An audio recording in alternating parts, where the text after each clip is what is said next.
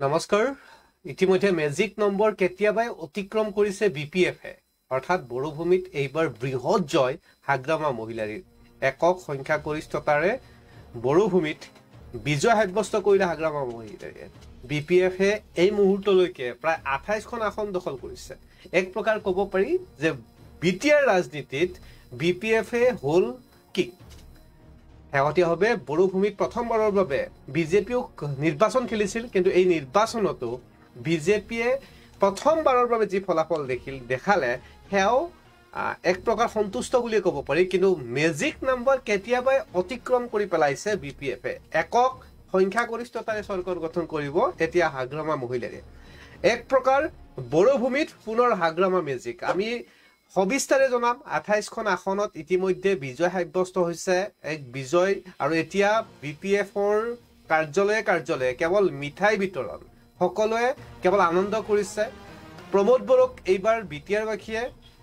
লোৱা নাই আৰু এইবাৰ বিপিএফক লৈছে আকোৱালি সবিস্তাৰে আপোনালোকক জনাম কেবাটাও খবৰ আছে আৰু আমাৰ লগত ফোনত সংযুক্ত হ'ব বিপিএফৰ জ্যেষ্ঠ নেতা মুজিব আলী আহমেদৰ সৈতে কথা পাতিম কিছু গ্ৰাফিক্সত যাব বিচাৰিছো হাগ্ৰামা ইজ বেক বিটিসিত হাগ্ৰামা ঘূৰি আহিছে হাগ্ৰামা মহিলাৰ নেতৃত্বত বিপিএফৰ বৃহৎ জয় বিটিসিত 28খন আসন দখল বিপিএফৰ আৰু জয়কাৰ 7খন আসনতে সন্তুষ্ট প্ৰমোদ বড়ো বিজেপিয়ে লাভ কৰিলে 5খন আসন পুনৰ জনাইছো বিজেপিয়ে লাভ কৰিছে 5খন আসন এক প্ৰকাৰ ক'ব পাৰি হাগ্ৰামা মহিলাৰ মেজিক চলিল এইবাৰ বিটিসিত 28খন আসন বিপিএফৰ কংগ্ৰেছ শূন্য বিটিসিত 28খন আসন দখলেৰে বিপিএফৰ জয়কাৰ 7খন আসনতে সন্তুষ্ট থাকিব লগা হ'ল প্ৰমোদ বড়ো বিজেপিয়ে লাভ কৰিলে মাত্ৰ 5খন আসন হাগ্ৰামা বেগ হোৱা বুলি ক'ব পাৰি আমি অধিক তথ্যৰ বাবে ফোনত সংযুক্ত হ'বলৈ চেষ্টা কৰিম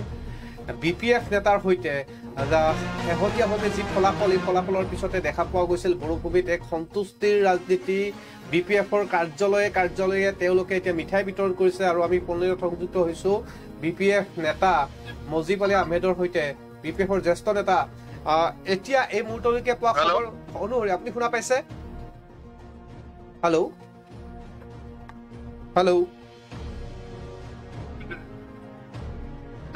হয় আপুনি শুনা পাইছে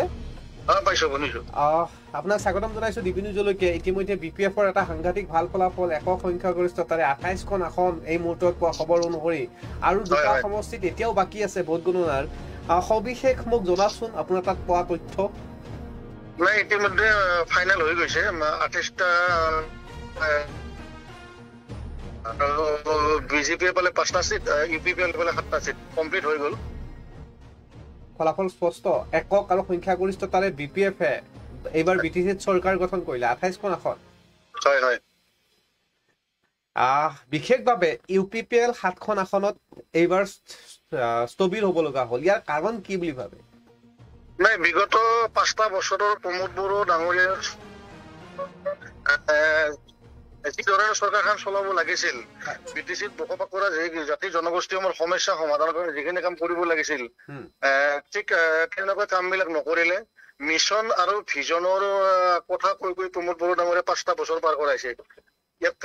বিটিআৰ চুক্তিখনক আধাৰ হিচাপে লৈ তেখেত সেই সময়ত চৰকাৰ আহিছিল কিন্তু বিটিআৰ চুক্তিখনৰ যিখিনি মেইন দফা আছিলে দফাবিলাক পূৰ্ণাংগ ৰূপ দিব নোৱাৰিলে আন্তঃগাঁথনিৰ নামত যিসমূহ টকা আহিছে সিংহভাগ টকাই দুৰ্নীতি ভ্ৰষ্টাচাৰেৰে কামবিলাক একেবাৰে নোহোৱা কৰি পেলাইছে প্ৰমোদ বড়ো ডাঙৰীয়াই চৰকাৰ গঠন কৰাৰ সময়তে এটাই শ্লোগান আছিল যে পৰিৱৰ্তনৰ দৰকাৰ প্ৰমোদ বড়ো চৰকাৰ আৰু পৰিৱৰ্তনৰ দোহাই দি এখন ভাল সুশাসন ব্যৱস্থা এটা তৈয়াৰ কৰিম বুলি কৈছিল জাতি জনগোষ্ঠীসমূহৰ সম উন্নয়ন সম অধিকাৰৰ কথা কৈছিল তো যিবিলাক প্ৰতিশ্ৰুতি দিছিল এটাও প্ৰতিশ্ৰুতি তেখেতে পালন নকৰিলে আৰু 2 নম্বৰ কথাটো কি হ'ল আমাৰ মাইনৰিটি বিশেষ কৰি মাইনৰিটি জনগোষ্ঠীটোক যোৱা 5টা বছৰত প্ৰমোদ বড়োই সাংঘাতিকভাৱে ডিপ্ৰাইভ কৰিছে অকল জনগোষ্ঠীটোকেই নহয় যিসকল মাইনৰিটি লিডাৰ আছিল লিডাৰসকলক সাংঘাতিকভাৱে প্ৰতাৰণা কৰিছে যাৰ ফলত আমি প্ৰায় 6 মাহমান আগৰ পৰাই কেইবাজনো মাইনৰিটি লিডাৰ আৰু বড়ো ইণ্টেলেকচুৱেলৰ লগত আমি সঘনাই আলোচনা কৰিছিলো বিটিসিত বিজেপিৰ যেটো আগ্ৰাসী ৰূপ আৰু প্ৰমোদ বড়ো ডাঙৰীয়াৰ যিটো একছত্ৰী মনোভাৱেৰে যিবিলাক কাম কৰিল তাৰ পৰা পৰিত্ৰাণ বিচাৰি আমি বিটিচিত পুনৰাই হাগ্ৰামা মহিলাৰী আনিব লাগে বুলি আমি বদ্ধপৰিকৰ হৈছিলো 6 মাহ মান আগৰ পৰাই আৰু সেই পলিচিতে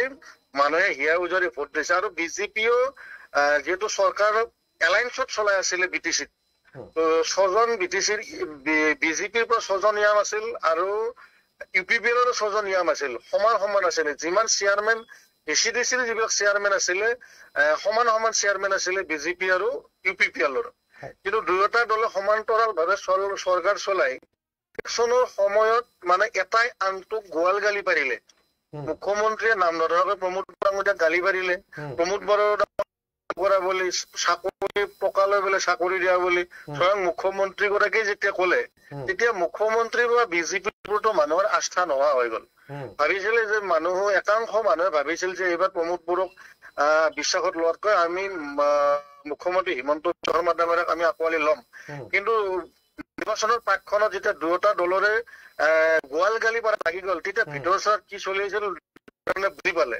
আৰু হাগ্ৰামা মহিলাৰী ডাঙৰীয়াৰ যিটো তেখেতৰ যিটো কথা কোৱাৰ যিবিলাক ধাৰণা আৰু বিগত 17টা বছৰত হাগ্ৰামা মহিলাই যিখিনি কাম কৰিছে একেবাৰে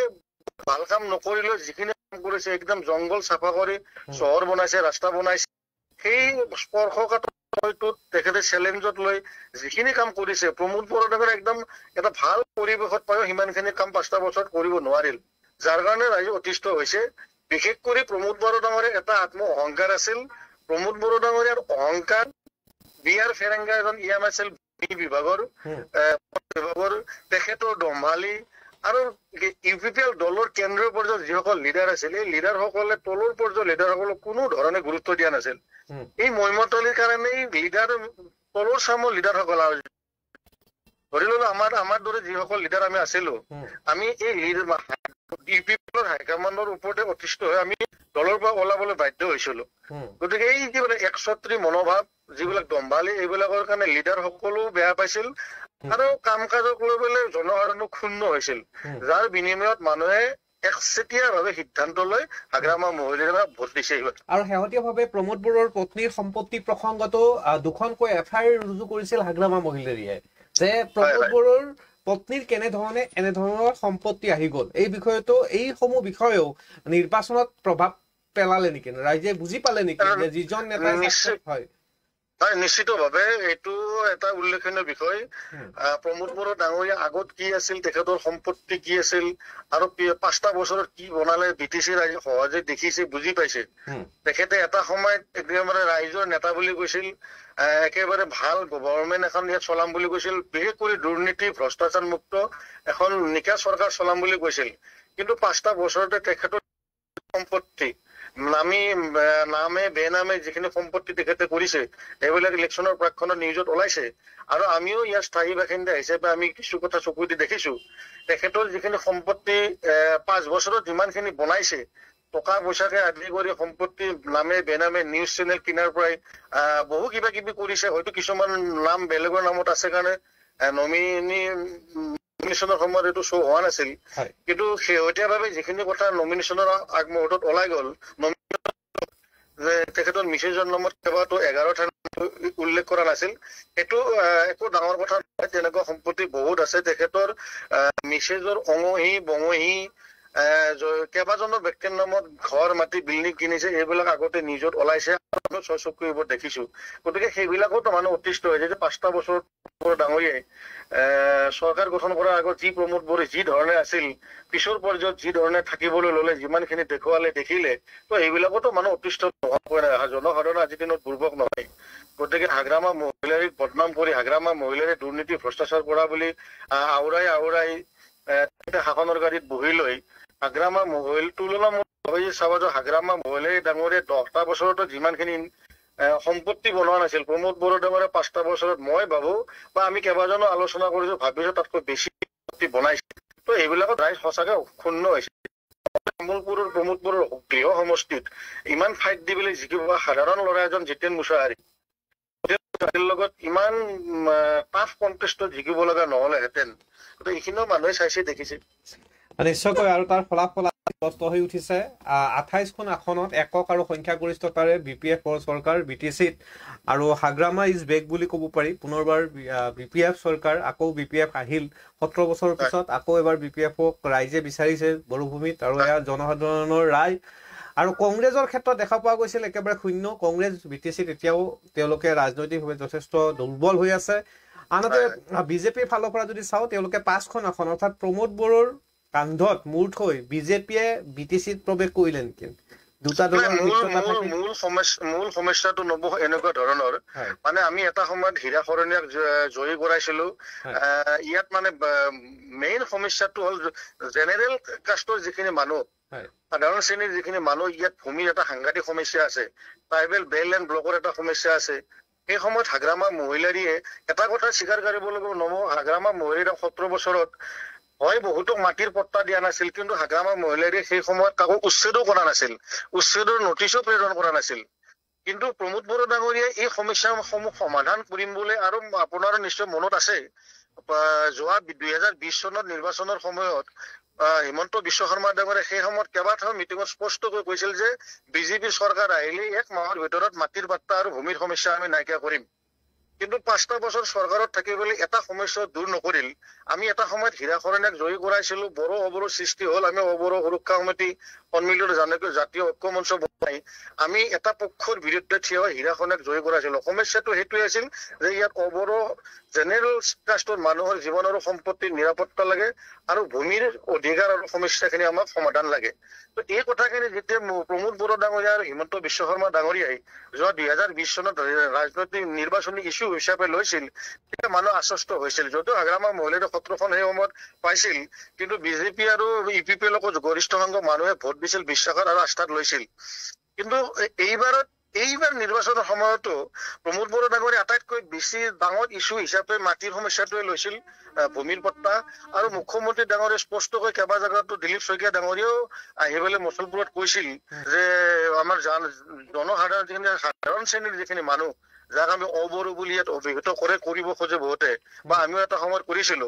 জেনেৰেল মানুহৰ মাটিৰ সমস্যা আৰু ভূমিৰ পট্টা আমি দিম কিন্তু 5টা বছৰত শাসনত থাকিও হিমন্ত বিশ্ব শৰ্মা ডাঙৰীয়া চৰকাৰখনে দিব নোৱাৰিল গতিকে এইবাৰ এই কাৰণেই মানুহ বিজেপি আৰু ইপিপিএলৰ এগেইনষ্টত আহিছে যে এই ব্যক্তিসকলে নিৰ্বাচনৰ সময়ত এটা ইস্যু হিচাপেহে এই সমস্যাবিলাকক দাঙি ধৰে কিন্তু শাসনৰ গাদীত বহি এইবিলাক ইস্যু হিচাপে জীয়াই ৰাখি ৰাজনীতি কৰিব বিচাৰে যাৰ কাৰণে হিয়া উজাৰী বিশেষকৈ আপোনাৰ আচৰিত হ'ব এইবাৰ জেনেৰেল কাষ্টৰ মানুহ মানে হিন্দু মুছলিম যিয়ে নহওক জেনেৰেল কাষ্টৰ